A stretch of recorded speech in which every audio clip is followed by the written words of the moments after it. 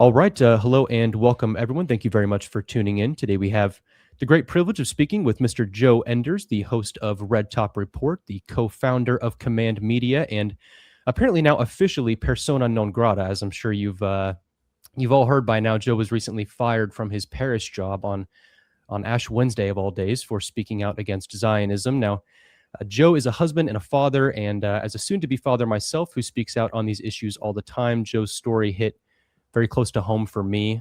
There's a link down in the show notes where you can donate to Joe and his family. But Joe, if you don't mind, could you take just a few minutes here before we get started to give us a quick rundown of your whole situation with your former employer and just kind of let people know how they can support you and your family during this time? Yeah, no, thank you. Absolutely. So what I've been dealing with, I was a business manager at a parish in the Archdiocese of Detroit. It was my parish, it was my home parish that I attended. And, I went on vacation took 5 days off. We got 2 weeks of paid vacation there. And I took 5 days off and I went down to Mississippi to hang out with my good friend, Tim Gordon, host of Rules for Retrogrades. And we were all just sitting on the couch, watching the Olympics. I think we were watching curling at the time. Such a hilarious, that's a hilarious sport. Watching them, sweep the ice and stuff. It was extraordinarily entertaining. But I get back, Monday I go to work. I don't hear anything. Then Tuesday I get back and I get a call. And he tells me on Shrove Tuesday, day before Ash Wednesday, we're putting you on administrative leave. The Archdiocese has gotten in contact with me and they want you terminated. Somebody sent screenshots to the Archdiocese, and my pastor believed it was maliciously they were sent as well. He did clarify that on the phone call with me. So I was put on administrative leave for the day, and come to find out on Ash Wednesday that I am being terminated for violating the code of conduct that I signed when I joined the team, or when I joined the parish. When I joined the parish, the Archdiocesan Code of Conduct, not the parish Code of Conduct. And they said that you are fired effective immediately. I was like, well, what? Like, okay, like you're just gonna can me? And I'm like, okay, like, what did I do? What were the tweets? Like, what were the, all those other things? And they said, and my pastor tells me I was instructed not to tell you why that happened. And I said, well, I need pastoral guidance. They need to know what I did wrong. I can't have this kind of thing happening down the road. And his answer was, well, if you want to answer that, you have to go find another priest. And what's crazy about it is, I told you about my visit with Tim Gordon, is that it all comes on the heels of us dropping everything when we found out that Carrie Prejean-Baller got removed from the Religious Liberty Commission.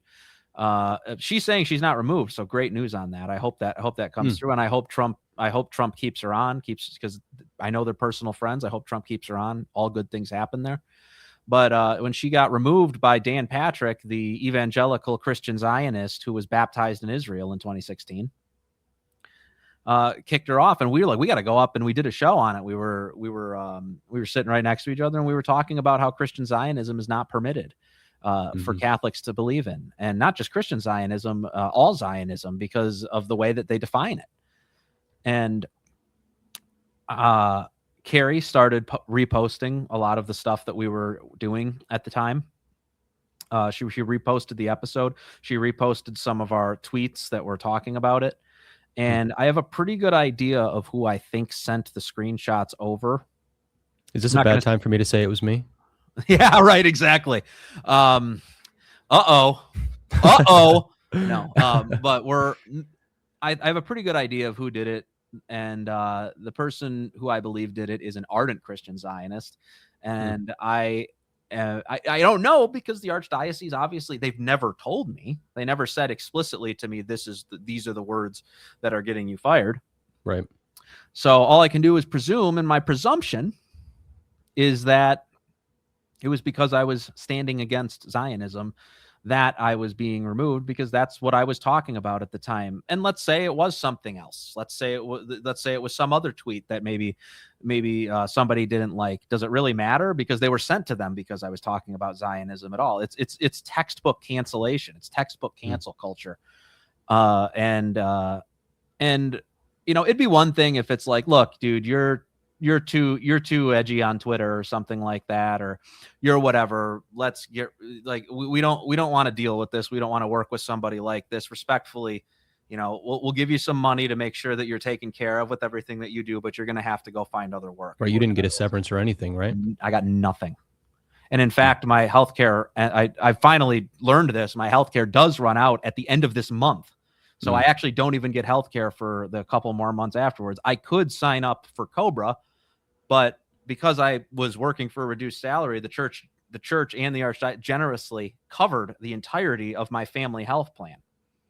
That health plan is going to go away at the end of the month. And if I want to do Cobra, I'd have to pay for that healthcare premium out of pocket. That's $1,750 a month, I believe. To pay to now coming out of the pocket of an unemployed person. They know that I won't be able to pay that while I'm unemployed. Right. With a baby coming soon. 2 months, my daughter's due in May. Yeah. And it's like, are we not doing Christian charity? Do we not care? Even if I was the worst person in the world, I told them, what if I was a genocide supporting, goose stepping, Nazi Hitler, Adolf Hitler incarnate? If I was all of those things, what does that have to do with my wife and my baby that, you certainly have the means to ensure are taken care of, but are actively refusing to do? And it's like, so let's say I was the villain, say I was the bad guy. Why is it being taken out on my wife and my son? What's that going to teach anybody? Are they trying to break up my family? Are they trying to sow discord in my family? Do they want my wife to suffer? Do they want do they want us saddled with that medical bill after that baby's born? Like, it's like, do you want these things? Did you just not care? Well, and the appearances just look terrible. I mean, they certainly seem to take care of people with other types of scandals. Well, exactly. I mean, I can think of a great instance. There was an organist in the Archdiocese of Detroit who was caught on camera with his live-in boyfriend at his home. That was a long time ago. His name is, I think, Joe Balistreri or something like that. And don't quote me on any of this. It's a long time ago. I'm not sure I remember, but all I know is that he's still going around the Archdiocese under Archbishop Weisenberger, playing the organ at parishes in the Archdiocese of Detroit. And it's like, interesting. So sodomy, cool. My actually Catholic take on Zionism, right? Or, again, whatever conservative opinion. I don't say anything that goes against the teachings of Holy Mother Church. So it's like, I don't know what they could have gotten that would have made them do something like this. Frankly, like I'm pretty careful about making sure that everything I say, even the things that are a little rambunctious, are in line with Catholic teaching. Sure. So, and none of that rises to the level of one of the sins that cries out to heaven for vengeance, which would be sodomy.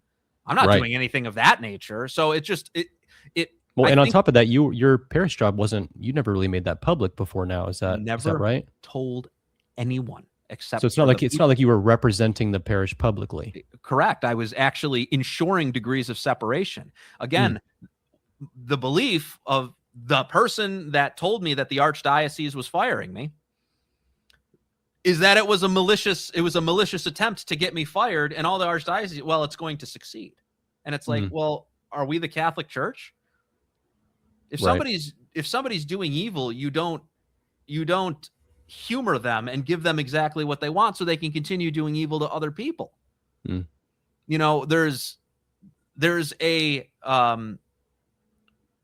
There's a system for how to deal with these sorts of things catholically.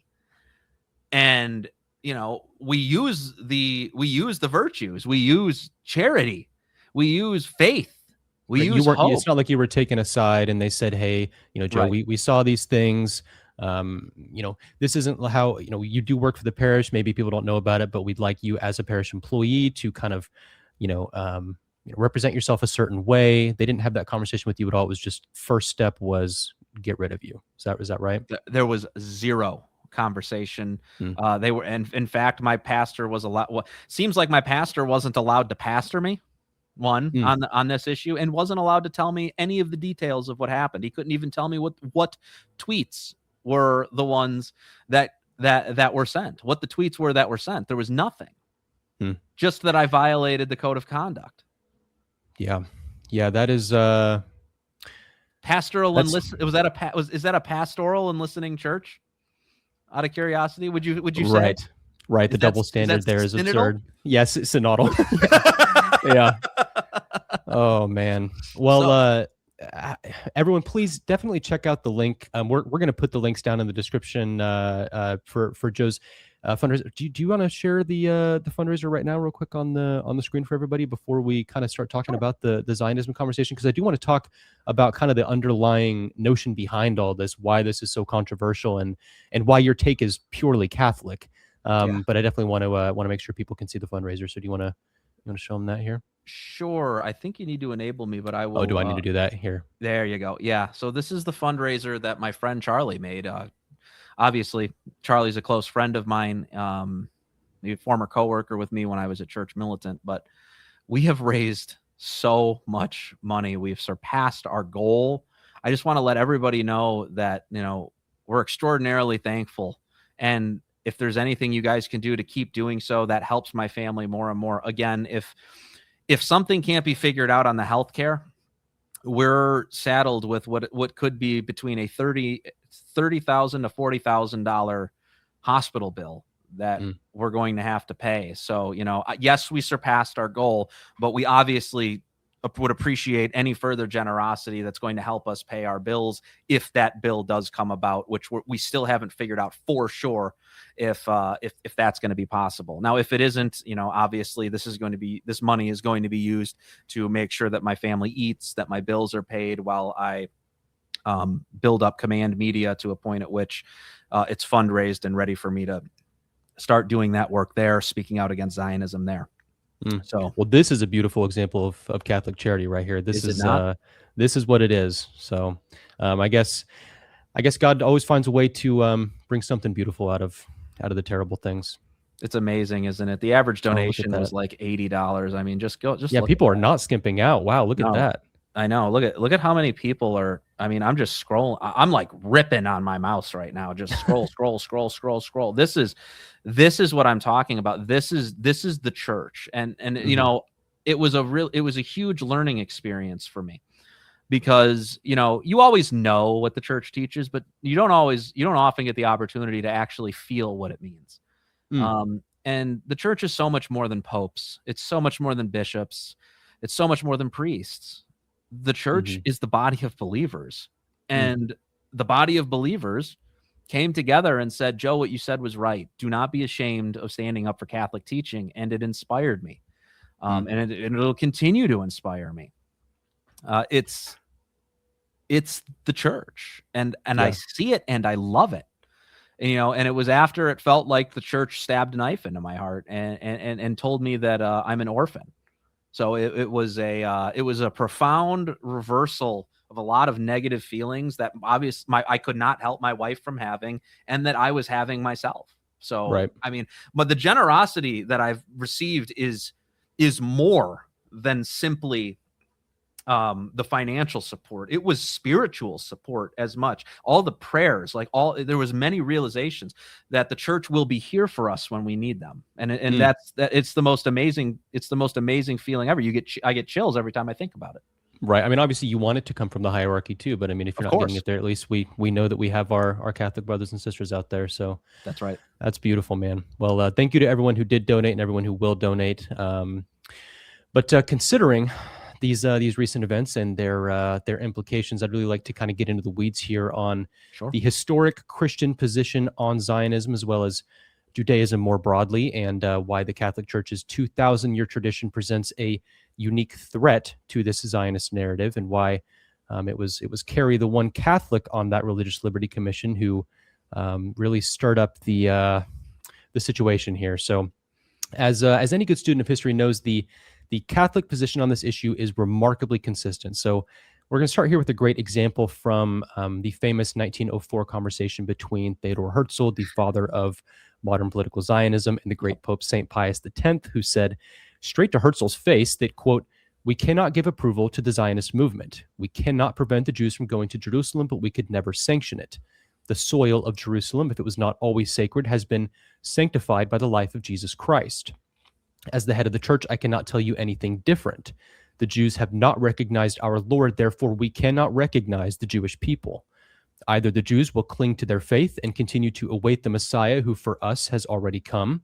In that case, they will be denying the divinity of Jesus and we cannot help them. Or else they will go there without any religion and then we can be even less favorable to them. The Jewish religion was the foundation of our own, but it was superseded by the teachings of Christ, and we cannot concede it any further validity. The Jews who ought to have been the first to acknowledge Jesus Christ have not done so to this day. And so, if you come to Palestine and settle your people there, we shall have churches and priests ready to baptize all of you." So not only is that just the most badass quote of all time, but it also, I mean, it illustrates this fundamental ethos of the long-standing Catholic tradition on the Jews, which is not only supersessionism, but a clear and bold anti-Zionism. So Joe, why do you think so many supposed Catholics today, including apparently the powers that be within your archdiocese and your former employer, as well as people like Lila Rose, EWTN, Catholic Answers, frankly, Michael Knowles, Matt Fradd, all these others, why are they spending so much time and energy trying to cheerlead and defend this movement called Zionism when our Catholic tradition clearly teaches against it? Well, you know, it's funny that you bring up EWTN. I think somebody at EWTN got in some trouble. They reposted my fundraiser, EWTN News, and they left it up all night. And then in the morning, it was no longer reposted. So very interesting. Whoever the Giga Chad at EWTN News is, that's just, did me a huge solid on their Twitter account. That's awesome. Bro, you are a bro for life. The 4 people who still watch EWTN got the fundraiser that day. I know. No, I was like, much appreciated, though. Nevertheless, I was like, for real. My friends and I, when we saw it and we sent it to each other, we're like, what? Wait, does the USCCB disagree with my archbishop right now? This is great. And we were like, and then it was gone in the morning, and I was like, it was some Zoomer. That's what it was. That's funny. So that's God bless that Zoomer. I mean, hey, much appreciated. We got our based and red-pilled compatriot inside of EWTN. God bless you, brother. So true. All love. But no, I mean, what we're looking at now is a Catholic church that is afraid of Jews. Do I need to say it in any simpler terms? The hierarchy are afraid of Jews. That's what the problem is. They're afraid of what the Jews will do if we take the offensive position as opposed to the defensive position. If we start saying, Jews, you follow a false religion. You are not the Jews of the Old Testament. The covenant was fulfilled by Jesus Christ on the cross. The new people of God are the church. The catechism in paragraph 782 is very clear. The church is the new people of God. Those who believe in Christ are reborn not from a perishable seed, but from an imperishable one through the living word of God. Do we want to pretend that the catechism doesn't speak this? Do we want to pretend that this isn't what the church teaches, that this isn't an indefectible teaching? I mean, we could even go to scripture. In Galatians 3, verse 29, he says, if you belong to Christ, then you are Abraham's offspring, heirs according to the promise. And that's where you get these wackos like Ted Cruz saying that those who bless Israel will be blessed, citing Genesis. Right, actually, Mike Huckabee. Right. And actually what he's talking about is the people of God, the children of Israel, from the perishable seed from an imperishable one, Abraham's seed. That is everybody that is baptized.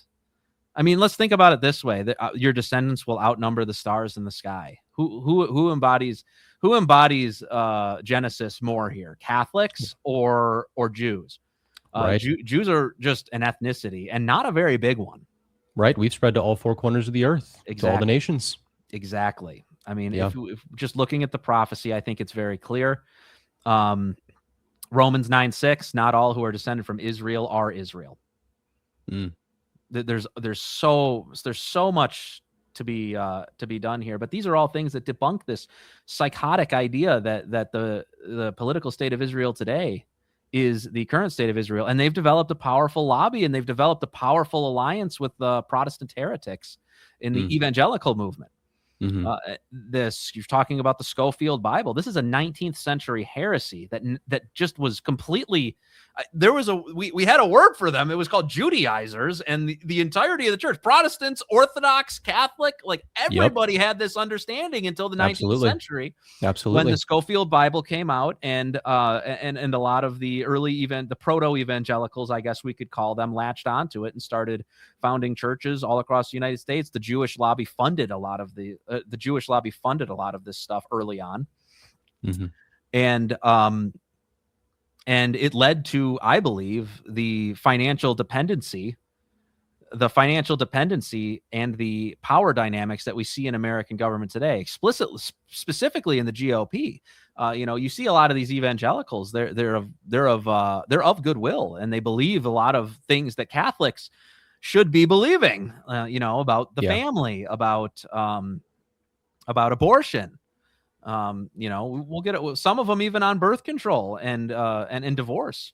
There are certain things that they are very good on. They're good at telling people to read scripture, but when you get them on this Israel discussion, it seems as though they fall into the heresy that the church is not the new Israel, right? That Israel is operating on a parallel covenant with God.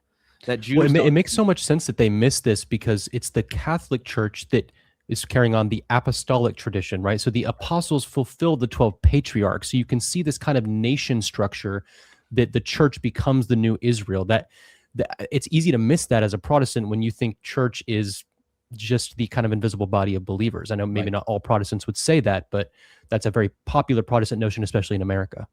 Well, I mean, it's just they'll accept a lot of other foreshadowing, but like for example,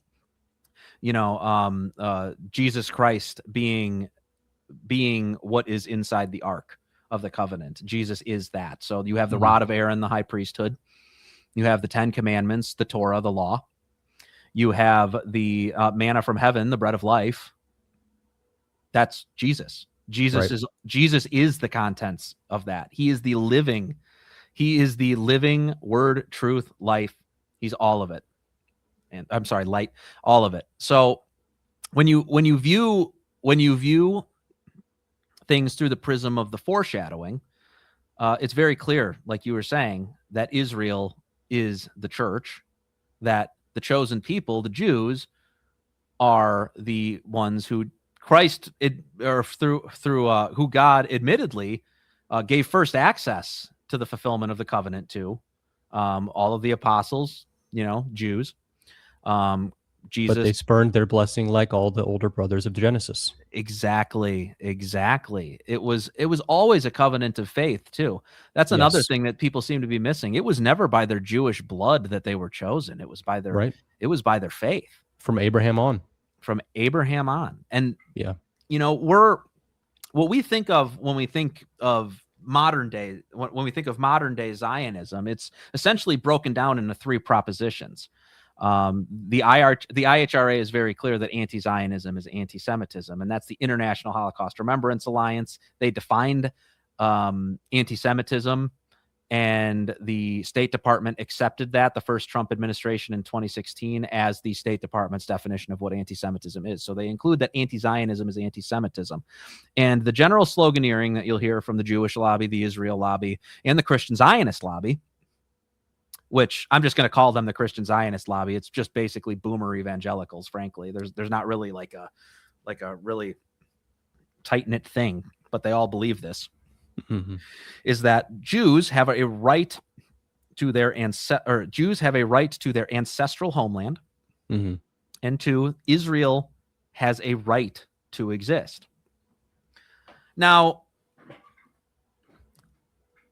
what nation that you know of has a blood or a divine right to exist? Right. And which one would the UN allow that to be the justification for it to be a legitimate nation? Right. And this goes to another question. Does Palestine have a right to exist? Does Lebanon have a right to exist? Does Iraq have a right to exist? Right. I think Tucker, did you watch the Tucker Mike Huckabee interview recently? I did, and that's what I'm drawing from. He nailed him on those questions very well, and it was very, it was telling. You can't say ancestral homeland unless you mean what was promised to them, the promised land. It is not the sliver of land they currently have. That's what everybody seems to be missing here. It's Greater Israel. Yes. And everybody that's watching this right now, I highly suggest, and if you watch Alex, something tells me you might know what this is already, but go look up what Greater Israel is.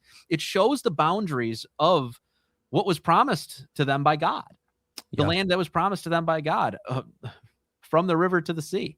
I believe it was from the Euphrates to the Mediterranean coast. I think even on their IDF uniforms, the map is actually Greater Israel. It's not the current borders. I could be wrong on that. I heard that years ago.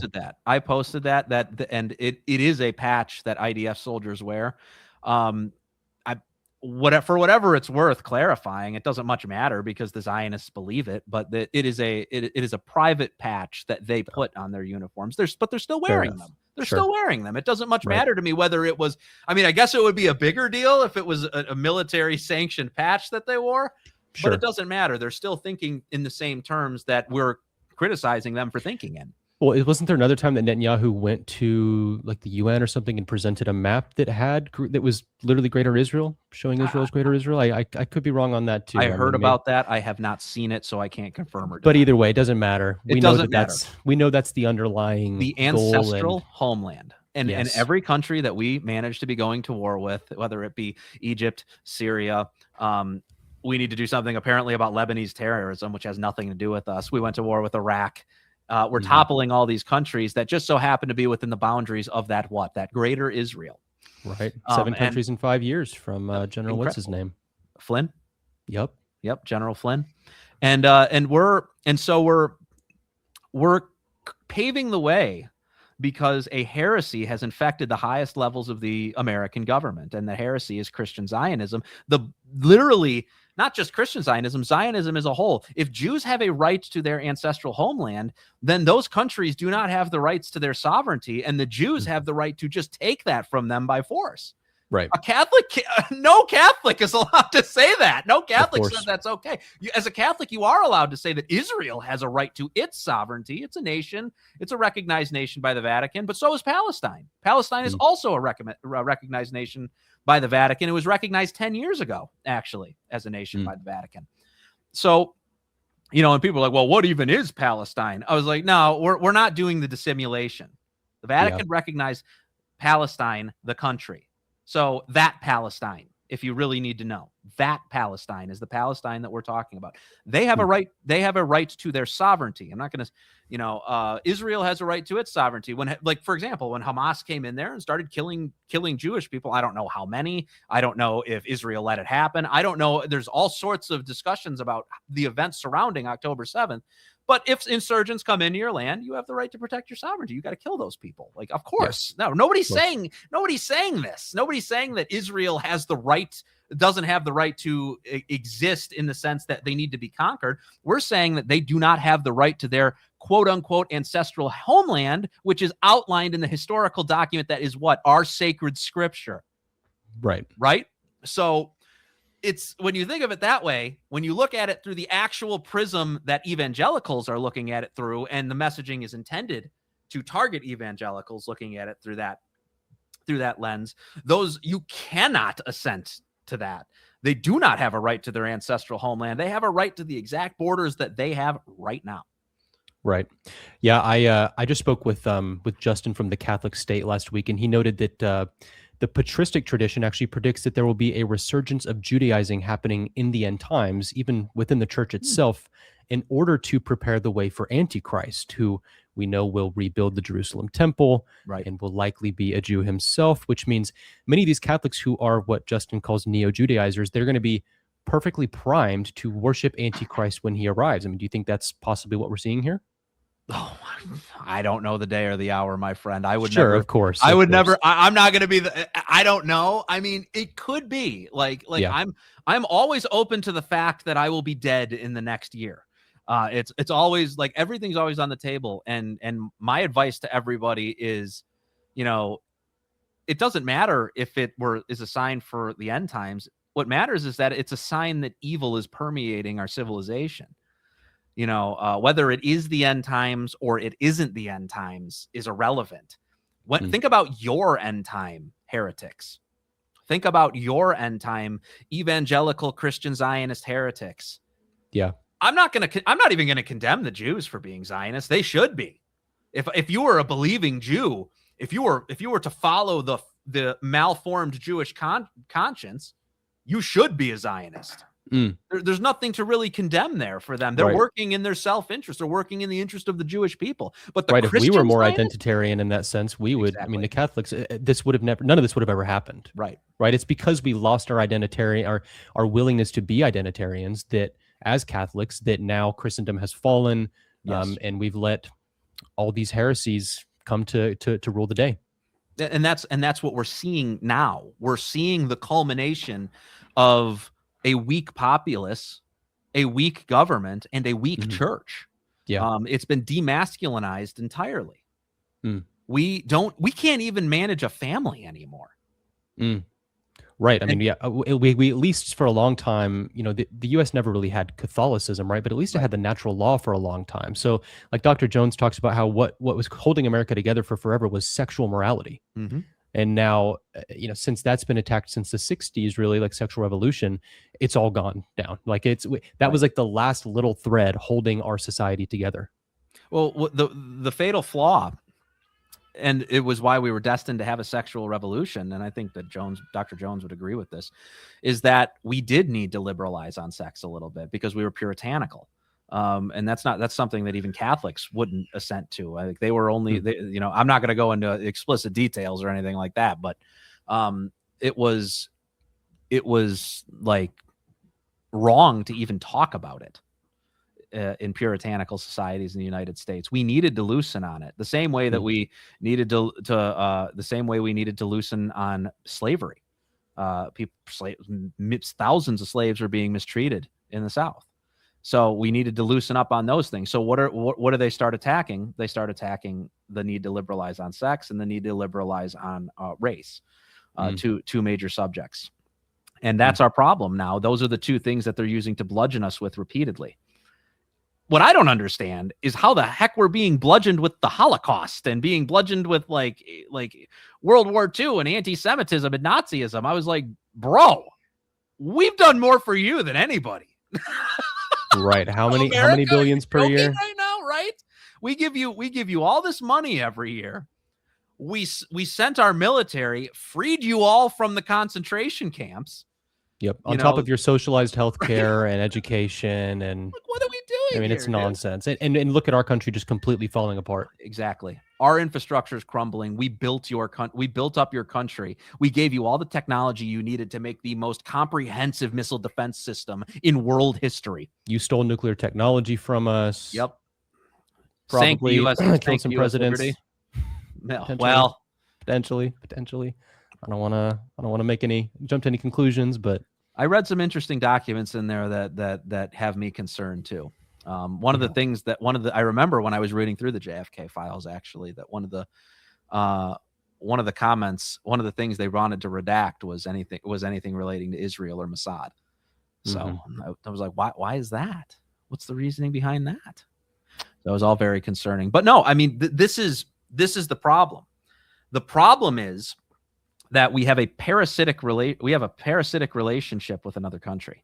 Yes. And that's what it is. It's like we have a parasitic relationship with another country, and heretics within our borders, my neighbors, people I love and I care about, America supports Jews. Like there's no other way to look at America is behind Jews, behind Israel. They are. And they're earnestly behind it. They think they're doing the will of God. These are gravely mistaken heretics that are good people. people that are my countrymen, people that I am patriotic towards, people that I think I should defend with my life. But they are mistaken. And because they are so mistaken, because this heresy has been planted into our government, it's our duty as Catholics, if the church, institutional church, refuses to speak out against it, refuses to do anything to solve the problem, as the window closes very rapidly for there to be a point of no return where anti-Semitism is illegal, according to IHRA, obviously. According to IHRA is illegal, which means being Catholic is illegal. Having Catholic beliefs publicly is illegal. This is not an issue of freedom of religion for Jews to talk about the anti-Semitism. This is a religious freedom issue for Catholics in the United States. Catholics will no longer be able to publicly profess our supersessionist position if we are not allowed to speak this way without being labeled an anti-Semite, getting fired from our jobs, and potentially even being fined or court-martialed. Whatever. I don't know what they can do with this definition of anti-Semitism. That's what scares me the most. Absolutely. Yeah, there's this typological framework that I brought up now, I think in 4 straight interviews, but I can't get over it. And I'm sure my audience is tired of hearing about it right now at this point. But what I feel like we're seeing right now with the state of Israel in the United States is precisely what happened in Christ's Passion. You have historically the Jewish Sanhedrin, now represented by Israel and world Jewry, colluding with historically the Roman Empire, now America and its global UN empire, to persecute the body of Christ and to undermine Christian morality with this globalist, liberal, anti-Christic world order. This Kerry Prejean Bowler situation is this exact dynamic playing itself out. You have the Zionist interests, which represent the Jewish Sanhedrin, and they are colluding with America, who has all the power, the new Roman Empire, to silence and persecute, and at least metaphorically crucify anyone standing up for the church's teaching on this issue. So, I mean, that's what Zionist-occupied government means. So what is it? 98% of AIPAC-endorsed candidates win their elections in the U.S. So by definition, we don't have sovereignty in this supposed republic. Right. So to hear Catholics of all people defending this Zionist movement that is attacking us illustrates for me either a blinding level of ignorance or, the only other option is intentional malevolence and like a knowing collusion with the Sanhedrin. I mean, what do you make of all this?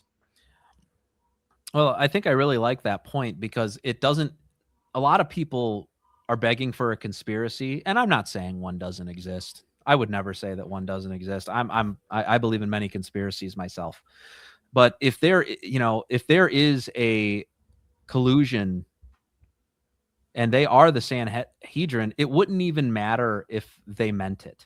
It wouldn't matter if that was the intent. It wouldn't matter if they were organizing around all that matters is that they are organizing around the demonic principle. You think that the demons don't operate? You don't think that they whisper the sweet nothings into these people's ears to make them desire the things that they want to desire and do the things that they need to do that undermine the church? It wouldn't matter if they were intending to do this or not. They are. That's the point. The point is that they are. This is happening.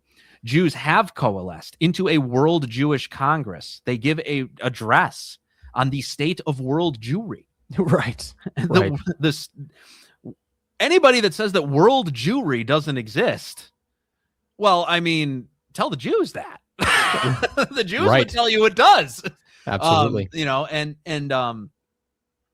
And again, this whole devotion that the American people have to Israel is, like you said, well funded by AIPAC. 98% of their candidates win their elections. And it's also fostered in the churches by pastors. So again, this is a church issue. You solve the church issue, the problem is solved. If they start preaching the authentic gospel, if the pastors cannot respond to the challenges that are being mounted against them about the Jews needing to accept Jesus Christ as their savior in order to be grafted into the church or the covenant, they can't succeed. They cannot succeed unless we fight this fight. And it's easy for Catholics because we have the magisterium. Absolutely. The Protestants don't. But what they can, but a lot of Protestants often will say, well, the magisterium's right about that and wrong about this and right about this and wrong about that. Okay, well, let's start getting the Protestants to say they're right about this. I would rather a Protestant be more in line with the truth than less in line with less in line with the truth. You want there to be more good things about Protestantism to the point at which they are just Catholic. That's the entire goal of any Catholic. Right. This obviously I want all of them to convert immediately, but that's not how it works for everybody. Everybody starts down their faith journey at a different point. They walk down that path. And the reason that I pray for people, the reason I pray for the Protestants, the Muslims, the Jews, is that path leads them to Christ and that they say yes when they encounter him. Of course. Yeah. You mentioned a little bit there, fighting back against it. How do we kind of build a movement against this? We talked about how the reason we're in this situation is because we've kind of wimped out as a Catholic Church, for many generations now, right? But you have this Command Media project. You want to talk a little bit about that? Is that kind of what you would say is what you're trying to contribute to that movement? Well, I mean, I'm not. We were never creating Command to counter Zionism, but I can tell you it's going to be a part of it now.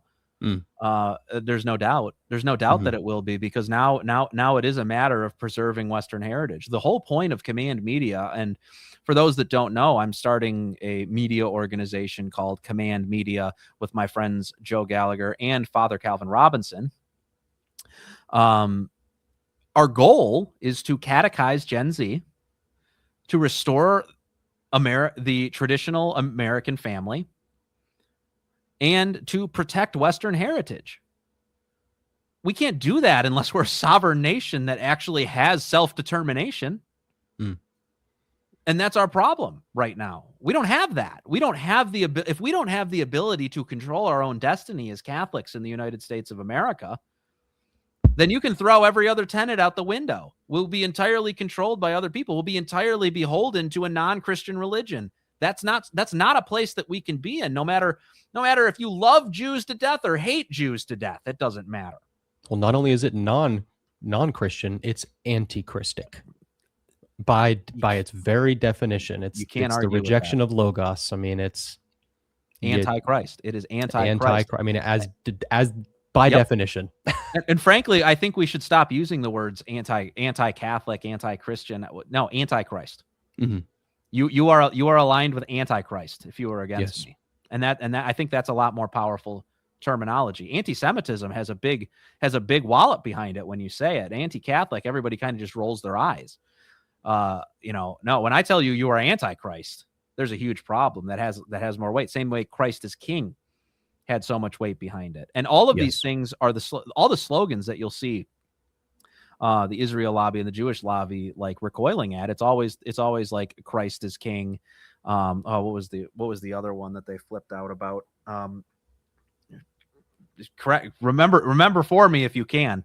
I don't know, but I think the reason Christ is King is so particularly threatening to Judaism is because when Christ was king and Christendom ruled, it was the Jews who didn't get the best end of the stick there. I mean, this has been written. Yeah, they write this in their publications that America being a Christian nation is bad because it would be bad for Jews because Christianity. This is the leap that they won't take because they need Christian Zionists in order to get everything that they need.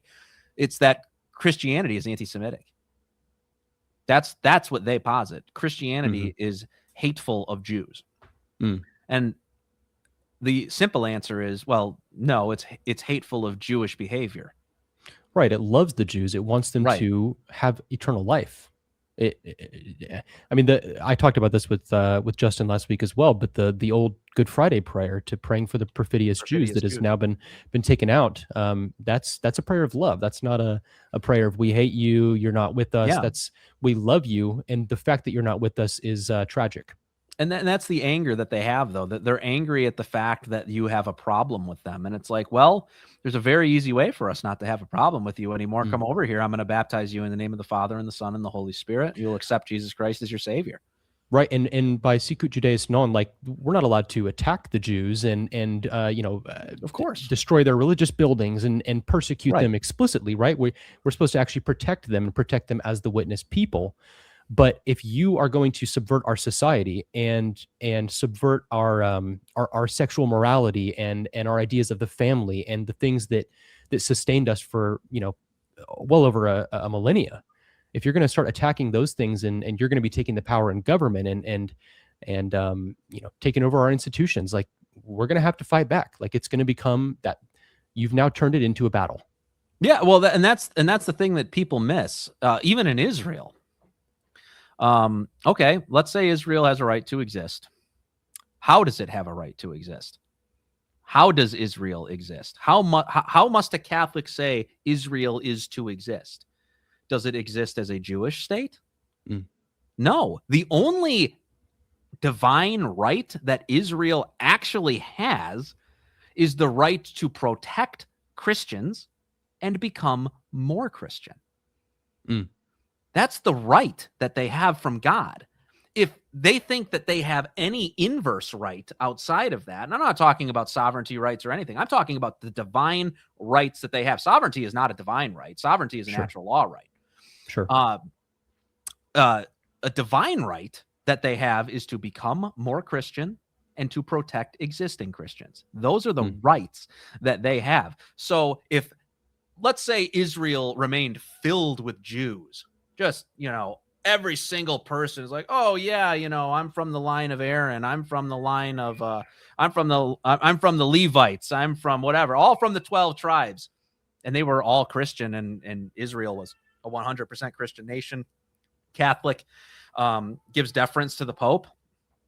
Yeah, that nation has a right to exist under the kingship of Christ, not under Jews. That's the difference. That's what people seem to be missing about this whole discussion on the Catholic end of things. If Israel was filled with Jewish Christians, the conversation would be very different. Absolutely. Because you that's all it is. All of the earth, all nations. This is the divine, literally called the divine co-mission, meaning we are embarking on this mission with Christ, is make disciples of all nations. Nations, including Israel. So when Israel tries to ban the gospel, they are acting counter to God's will. Absolutely. When they try to secularize Christian countries, they are acting against God's active will. When they are trying to do anything that goes against the active will of God, they become enemies of God. And they must be defeated in those ways. And I've always felt that defeat is one of the most humbling experiences an individual can have. And then that moment of brokenness, in that moment of rock bottom, when you hit there is a immediate opportunity to look up and understand and see Christ and say, I want to be baptized. This is clearly the one true faith. And so obviously I wish to conquer my enemies in a way. I'm not talking about militarily. I wish to conquer my enemies with the gospel. Right. And when you conquer the heresy, which I want for Christian Zionists and I want for Jews, when you conquer the heresies, when you conquer the blasphemies, you see Christ. That's the whole point. That's why we're doing what we're doing. So with that said, like, we can't just, I don't want any Catholic to be sitting around on their butts, typing on their phones, thinking that everything is hunky-dory when we have this going on. Our very sovereignty is threatened right now. People are going to die over Greater Israel. Yes. People are already being killed over current Israel. Yes. This is very serious. The heresy, religion is one of the most important, entrenched institutions in any civilization. And our GOP is beholden to evangelicals. So we need to be appealing to our evangelical brothers and sisters, separated brothers, albeit brothers and sisters in the faith, and let them know, except the Unitarians, sorry.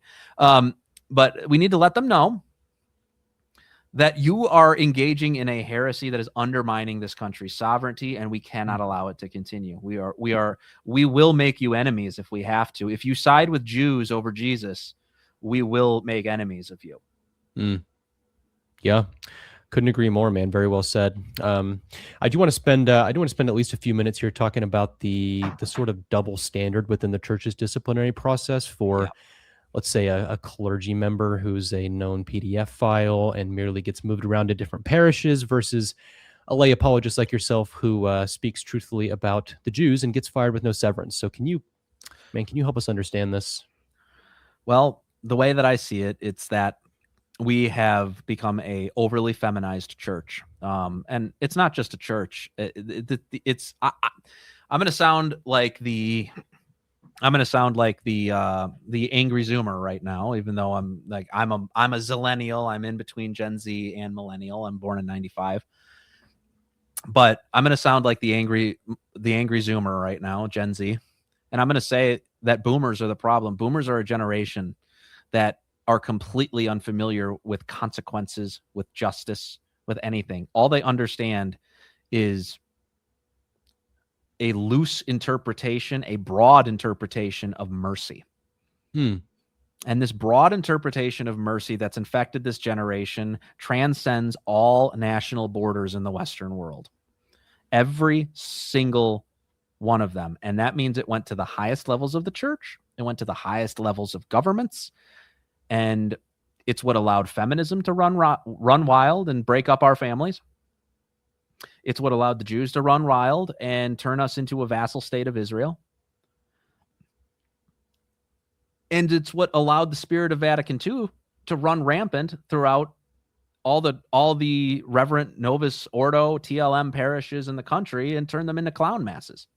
Hmm. And it's also the reason there's a double standard in discipline. Because they think that if we need to appeal to the revolutionary, but not the reactionary.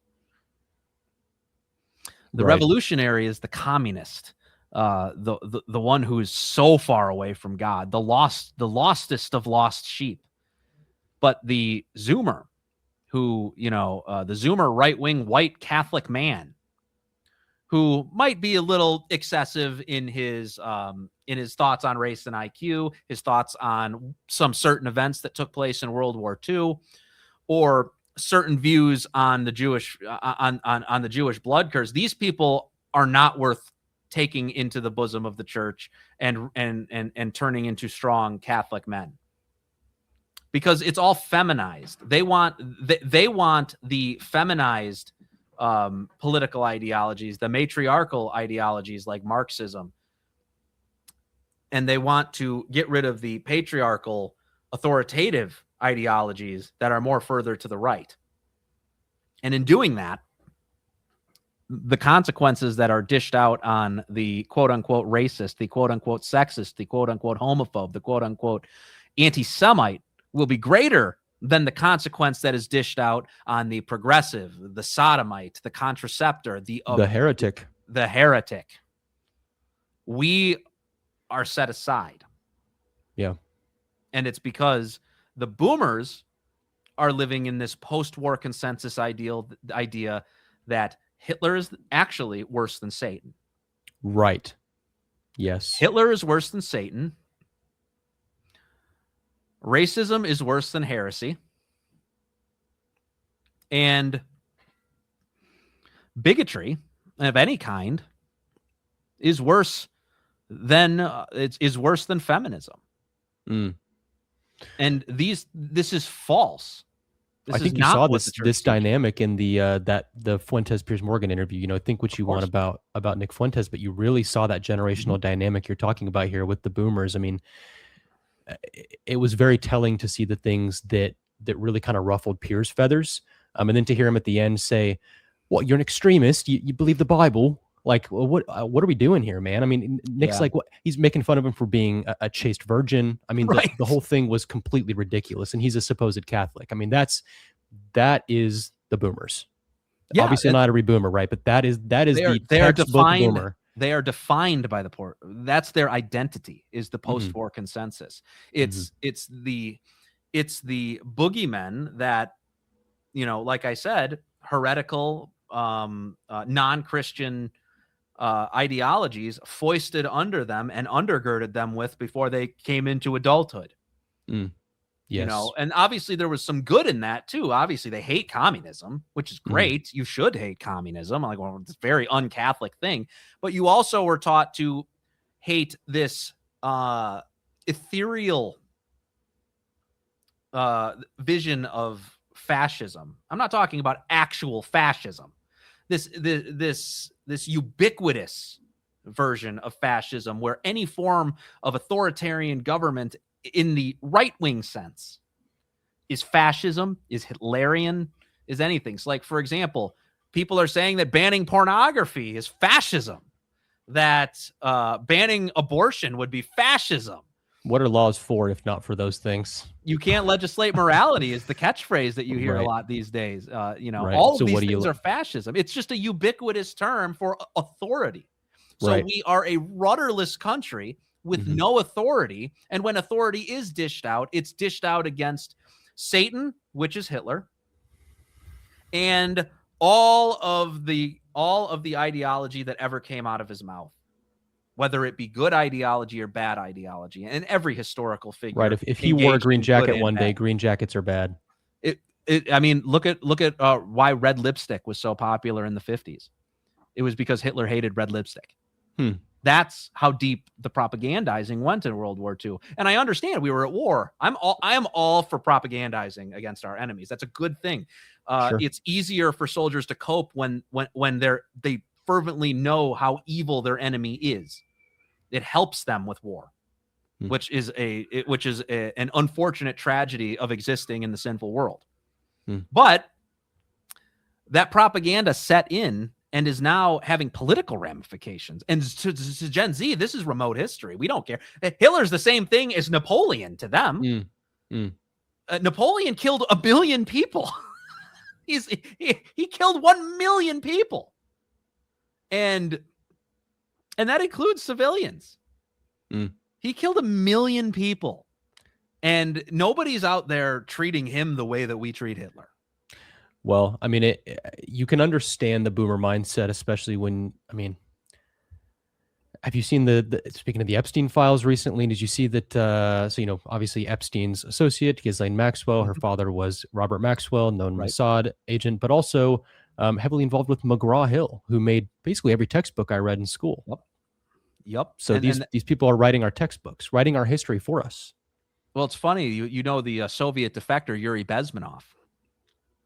He did a lot of content talking about cultural Marxism, this idea of subversion, how the Soviet Union intended to subvert American society. And, this goes all the way back to Columbia University.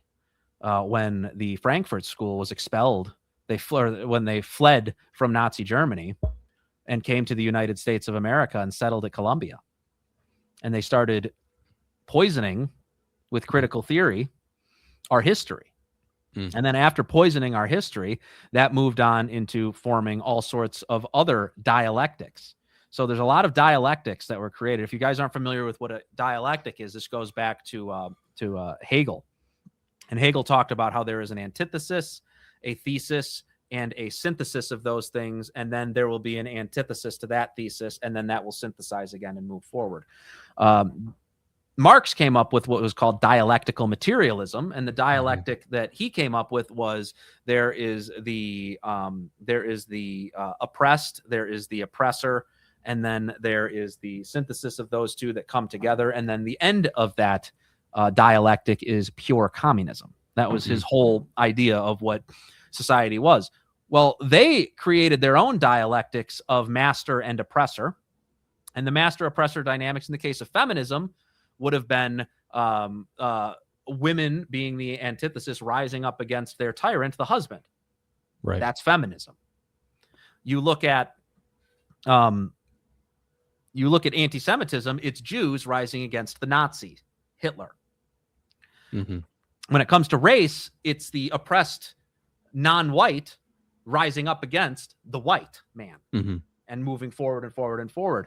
And in the race sense, it's turning America into a cappuccino-colored country where nobody actually has any real racial identity at all whatsoever or shared history. That's the racial end. You have the Jewish end. Go ahead. No, I was just going to say, which goes against honoring your father and mother, I think, to an extent, right? I mean, carrying on your lineage. I think that's been totally lost in the modern world. That entire idea. It's part of patriotism, which is a virtue. And that's a lot of people don't want to admit that, but your ethnicity is part of what you are proud of, and when you are proud of your country. So yes, if we are to believe what Archbishop Sheen says, soon to be blessed Archbishop Sheen, says if patriotism is a virtue, then being proud of your ethnicity is necessarily part of that patriotism. It has to be, because your ethnicity is part of the country, unless you're an immigrant, which is then you're adopting a new identity. You're taking on the adoptive characteristics of your country. Things have to be a little different. You have to love a past thing. But as time goes on, the whole point is to get your ethnic identity connected to the country. Of course, and of course, anyone who's not white is allowed to be as proud as they want of their ethnicity, and it's considered beautiful. And frankly, it should be, but for some reason, we're the exception. Right, and this goes to what I'm saying before. When it comes to the Jews and Hitler dialectic, it's actually a much older dialectic, but it's Jews against the Catholic Church. It's Jews against the preservation of Western civilization and the Jews against secularization. Yeah. The secular, well, in this case with Hitler, it's against Hitler and the Nazis in the instance of we are succeeding in secularizing the Western world and making it a place where Jews are safe from any persecution that can be dished out by the church, that can be dished out by Christians. And this is their sincere and earnest view. I'm not trying to mischaracterize that in any way. I believe that that's what they think, that a secular America is a better America. Because it's safer for Jews. We don't want a distinctly authoritarian religious institution governing the American people. They don't want that. So then you go to no, that's all. I'm sorry. I actually covered it. That's all three of them. So these are all dialectics that the Marxists created in America to undermine our society. And it's deconstructionism. That's why the neoliberals can latch onto it just as easily. I'm not saying that these guys are looking to have collective ownership, shared apartments and bread lines. I think a lot of the guys utilizing these are capitalists, venture capitalists, crony capitalists, free market capitalists, right? Communists too. They're all embracing the deconstructionism or ceding a little bit to the deconstructionism. Well, and so much of American culture plays into kind of idolizing capitalism. Correct. Instead of, I mean, the Catholic Church has always been clear. I mean, communism is obviously condemned, but so is an ideological capitalism. That's you're not, people actually in some way worship the market as if it is itself God, right? That it will solve all if we just submit ourselves to market pressures. Yeah, and the Catholic Church has always spoken that there needs to be constraints around capitalism. Not that capitalism's bad. Actually, it was the man credited with creating capitalism, Adam Smith. He didn't actually create it. It was an organic system that was bringing itself into existence in Western civilization. But the one who more defined it, the father of it, Adam Smith, was very clear. Capitalism is neither virtuous nor vicious. It's just a good system because it allows virtue and vice to bring about good. Because he was a moral philosopher. He wasn't. There's no such thing as an economist. He was a moral philosopher, and he was trying to explain why this system is one of the better systems. That doesn't mean that there's no guardrails. That doesn't mean that there's no restrictions on it. This is when you start getting into a different period of economic history. We're talking about Austrian economics, and the worship of the market, and you should have to, the people of a town should have to make an agreement with the factory up the street that's polluting the river that they drink their water out of. Like, there's so much crazy economic theory out there. Well, and we know who a total, complete, unregulated free market helps the most. We know from history who tends to kind of rise to the top in that sort of system. And frankly, that's again partly our fault, because if we were willing to work together and be identitarian, as we've said, and help our own and just be willing to kind of assert ourselves and build a structure in society. I mean, we would also flourish, but we don't. And it's interesting. You mentioned Yuri Bezmenov. Do you see that connection between that and the Fatima prophecies of Russia spreading her errors throughout the world? I believe that. Yeah, I totally believe that. And obviously Russia, I don't think Russia's still spreading those errors. And in fact, I think they're kind of trying to push against them. Yeah, it's very interesting. Point. So that leaves me optimistic that also Russia spreading her errors around the world. The other part of that prophecy is that that if the Pope consecrates in union with all the bishops Russia to the Immaculate Heart of Mary, there will be a period of peace Yes. that follows it. And I personally was not a believer that Pope John Paul II's consecration of the world was sufficient, but I am a believer that Pope Francis's was. He did do it in union with all the bishops, and it just so happened, it's funny how miracles work, and it might have been totally unintentional. He did Russia and Ukraine, which just so happens to be the borders of Russia in 1917. That is very interesting. Isn't it? Hadn't thought about that. Yeah. So it's very clever. And I do believe that the period of peace will come. And I believe that Russia will play a role in it. I think that Russia will play a massive role in it. And it'll be Russia's redemption. I believe that the period of peace is going to be followed by a healing of the schism between Catholics and Orthodox. And Pope Leo's sounding a lot like the guy to do it. He has had so much dialogue with Constantinople's patriarch, and maybe once the hostilities die down, he can start talking to Patriarch Kirill in the Russian Orthodox Church and finally unify the church against our enemy, which is anyone anti-Christ. Wouldn't it? Can you imagine? What a time to be alive, right? That would be incredible. Yeah, well, I was going to say something else, but one last topic before I let you go. I really appreciate your time, man. Do you find it odd, and I want to approach this carefully, do you find it odd that all of a sudden within the last couple of years, this whole conversation we've had today, right, everything surrounding the JQ, that it's finally being allowed to take place online? I mean, it was not long ago when like literally just using the word Jew got you totally like knocked from everything. So why do you think it's eased up recently?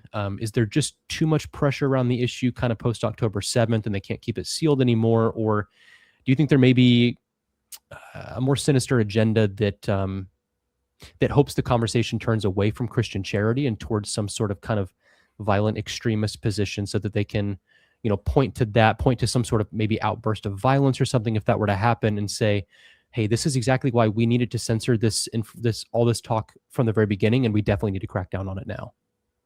Yeah, I think that that's a very realistic possibility. I actually hadn't considered it till you outlined it like that, but of course. I think that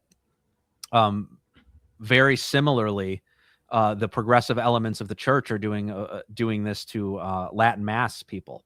They like leaving the Latin Mass issue in perpetual limbo because they're trying to funnel as many people as they can from the FSSP, the Institute of Christ the King. They're trying to funnel them into SSPX so then they can excommunicate SSPX once they're all funneled in there, and that's less trads in the church.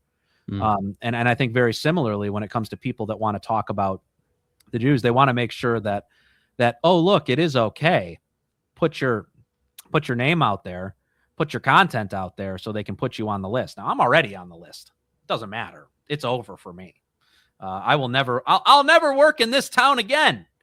But people that do speak up about this, people that do speak up about the Catholic battle that we have ahead of us, they want them out there. They want them to be seen right now so they can crack down on them in the future.